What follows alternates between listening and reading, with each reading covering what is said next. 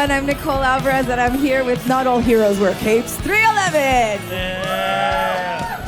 You guys, did you see how genuinely giddy I was when you walked up? No, seriously, because this is family right here. This is family. We go way back. We go way, way back. I was thinking about how long we go way back, and when we first met, we were such babies, and we don't look a day older than the day that we met. Same. Right. Totally. So I have repeat that. No, seriously, we look really good. It must be the rock and roll life. But It's a preservative. I was thinking, like, when you think back about when we first met and that time, what is exponentially different about yourselves or what you do on stage now, or why or how you get on stage? Like, what's the one exponential difference from back then till now? I don't know if it's exponential. We just keep finding ways to like fine tune our craft and just keep working on being the best musicians we can and stay grateful and just keep progressing. So you've had one hell of a year. You've been on some really massive kick-ass festivals, which have been really exciting. Give me some highlights of 2023 so far, because you've been doing some great things. Nothing like seeing Turnstile. Dude, right? Aftershock. Finally got to see Aftershock. Turnstile. Oh Wait, my God. Kina, when was your first Turnstile experience? It was Aftershock. It was Aftershock? Yeah, it was like a month and, whatever, a couple months ago. How did you hear about them? Was it this one? No, I saw the movie come out when they did the TLC little 10-minute movie. Yeah. I saw that pop up and I was just blown away. That's a really exciting band. The future is bright. The future's bright. You turned me on to Turnstile. Yeah, our mutual friend Tiba Jefferson, who does their music videos, I did a photo shoot with him, and he put it on. I was like, what is this? So then I did a little cover of one of their songs on my Instagram during pandemic, and they actually sent me back a cover, Brendan, the lead singer, singing our song Flowing by himself on the piano, and it was really cool. And then I actually served as their bass tech for one show because they were like lugging all their own gear. Yeah. I was like, you guys, it's okay to have a roadie. Yeah. I know you're really punk rock, Yeah. but like, it's okay to have a little help. I have a story for you about them doing that when I went to see them in Paris. We'll save it for another day. Chad, Tim, Essay, give me some highlights of 2023. Highlights. I mean, I'm gonna double down on what Peanut was saying. You can't beat it. That was such a great show. But I had seen them at the Shrine where he went to work, so I caught him in action. We saw the OG lineup, Protect Franz at all costs. That was well, Shaky Knees this year was pretty sweet too. I was there. I couldn't get to you guys, Tenacious but I D, was there. they were cool. Tenacious D's Gaslight Anthem was Yeah. cool. It was all very good. What about you two? Well, I saw Kiss on November 1st, and Almighty. a little out of the wheelhouse for K-Rock, but it was... But they're legendary, so I can relate. Okay. And it was an incredible show. I couldn't believe it. Probably seen them 6 times, and it was just like a rock and roll circus. It was just amazing. I have a question for you. So they just played their last show at Madison Square Garden, Kiss did, and they've decided that they're going to continue touring, but in the virtual world. How do you, I don't know how I feel about that yet. How do you feel about that?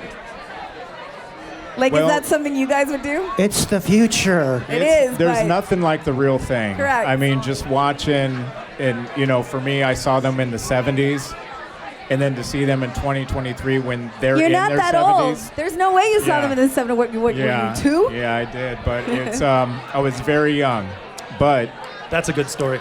to see them, in their 70s rocking, it's like, man, that the experience, how much fun they were having, it seemed, and it was just They incredible. fully commit. What There's a about great you? story Oh, where tell me. Chad caught the bloody towel from Gene Simmons, the fake bloody Yeah. towel, but then his mom washed it. Because it was filthy. Mom. But at least, do you still have the towel at least? I don't, but I had some people we knew that got me another towel, probably 15 years ago, and I have it framed. But yeah, Wow. that stuff, that was incredible to see it again. So It you're a was member of great. the Kiss Army. I would have never imagined that. Yeah, Interesting. I'm a member of the Kiss All Army. right, all Yeah. right. Tim, what about you? Well, all right. Now, I liked all the festivals we played. Sure. A lot of great bands. Code Orange. Been Code really Orange into is some Code great. Orange. Yeah. Although I missed them. Missed Turnstile. I missed a lot of the bands we played with. You saw But- Tenacious, though, right? I did see Tenacious too. It was great. What were you doing? Yeah, they were great. My old guitar tech Andres was there at Turnstile, and he talks a lot.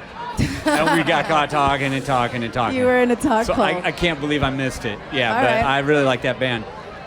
But you know, we did our cruise this year. That was pretty cool. The cruise. You still love it so much. So I got to give that a shout out.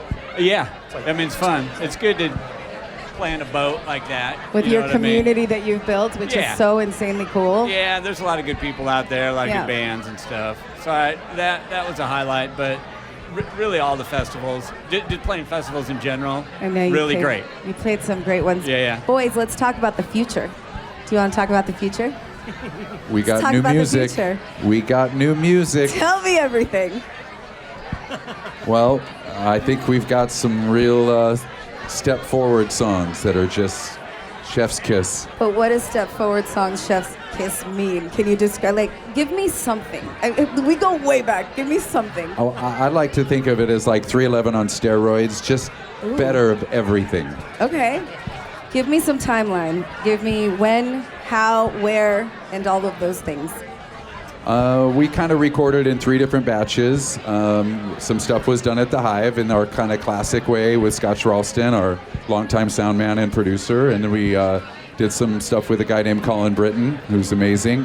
Tim Pagnotta, who used to be in the band Sugar Cult, former label mates of ours. And but yeah, it's been a minute. It's been 4 years, so we had a lot of time to kind of gestate and figure out what we wanted to do next, and we're really excited about this batch. We're in the mixing process right I now. cannot wait to see what you guys come out with. You guys, it's so awesome that you guys showed up. Thank you so very much. You've been such a big part of K-Rock, and I can't wait for the fresh shit. I know you rooted for us to get So- on the bill, so thanks for getting us on the bill. I love you. Sure you did. So It's great to see you. And I want to give a quick shout out to the Chili Peppers. We Yes, love sir. them so much.